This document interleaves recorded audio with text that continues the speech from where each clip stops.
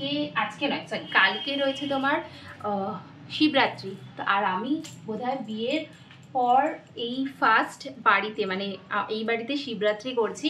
তো আগে তো আমি জেনারেলি মানে যখনই শিবরাত্রি থাকে, যেহেতু আমার বাড়িতে শিব আছে, তো আমি সবসময় চেষ্টা করি যে বাড়িতে চলে যাবার। তো এইবারে যেহেতু এই বাড়িতে এসছি, তো মা বললো যে একই তো ব্যাপার, বাড়িতে একটু অনির্বাণ দিয়ে দেবে, তুই থেকে যা, বেশ ভালো লাগে। আগে আসলে আমি আর মা একসাথে মানে শিবরাত্রি করতাম, মজা করতাম, একসাথে খাওয়া দাওয়া করতাম, সেগুলো মা মিস করে।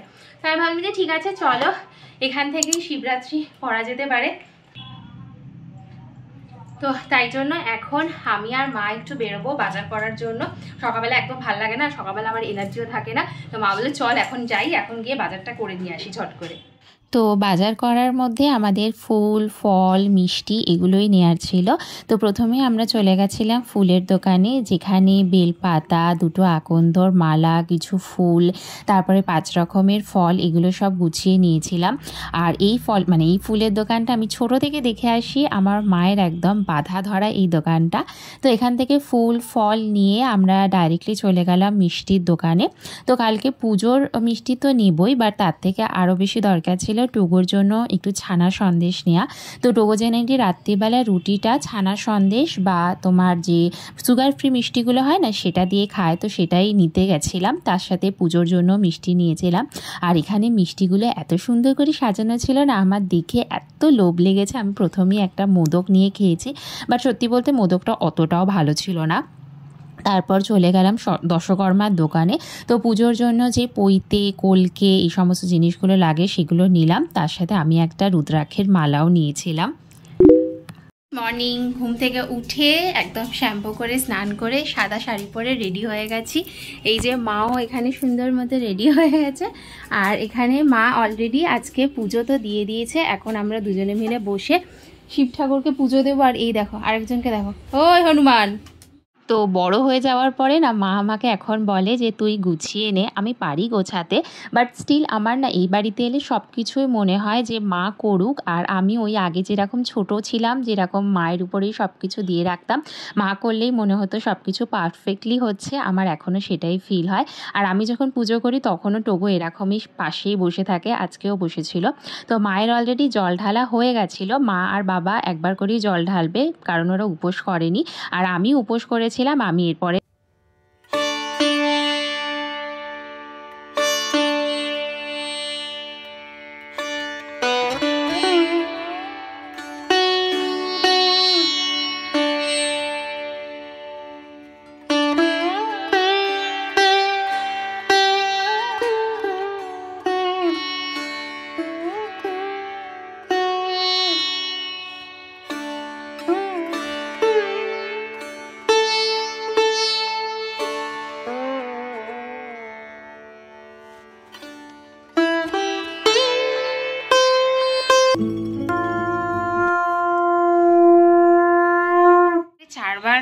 জল ঢালি, আমার মানে ঘরে 4 বার জল ঢালি, আর সন্ধেবেলা একবার মন্দিরে গিয়ে ঢালি। তো এখন একবার ঢেলেছি, এখন ওই দুপুরবেলায় বলতে পারো 3:30 বাজে, বিকেলবেলা আরেকবার ঢালবো, তারপরে যাব মন্দিরে, ঠিক আছে, মাঝখানে। তো এখন কিছুই করার নেই আলটিমেটলি, তো শুয়ে শুয়ে রেস্ট করছি। অনির্বাণকে ফোন করেছিলাম, ও ঘুম থেকে উঠে গেছে। তো ও বললো আমি এখানে সব দুধ টুধ নিয়ে আসি, নিয়ে এসে সুন্দর করে ঠাকুরকে দিয়ে দেবো। আমি তুমি যতটা পারো ততটা দিও, যা দেবে সেটাই ভালো, মানে অত কিছু আড়ম্বর করার দরকার নেই। তো ও ওইগুলো করে তারপরে হচ্ছে অফিস বেরোবে।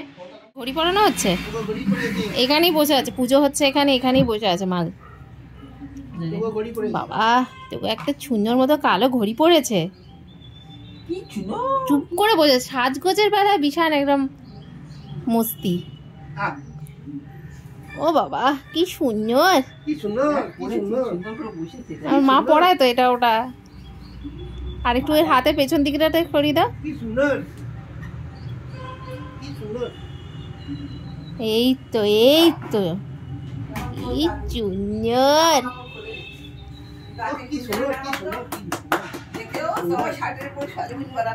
আমি কেন এমনি থাকবো, ঠিকই তো কথা, সবাই শাড়ি পরে সাজুগুজু করেছে। বাবা দাদুকে প্রসাদ দিয়ে দিল। আমি তুই কিন্তু অলরেডি 2টা খেয়েছিস।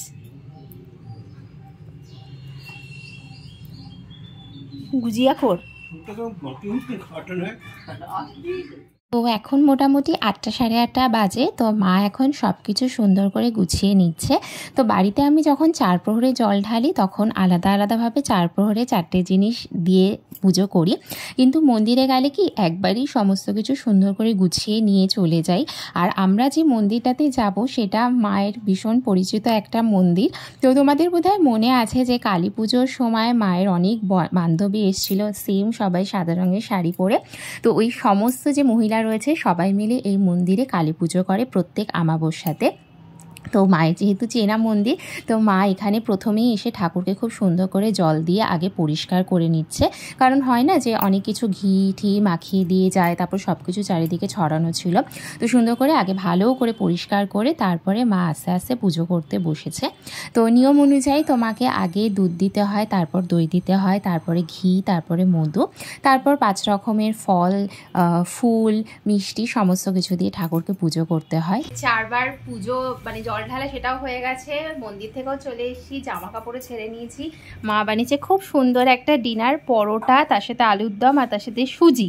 আর আমি এখানে চালিয়েছি একটা পাকিস্তানি মুভি, নাম হচ্ছে কেক, ইউটিউবেই রয়েছে, বাট আমার ভাল লাগছিল, কিছুটা দেখেছি।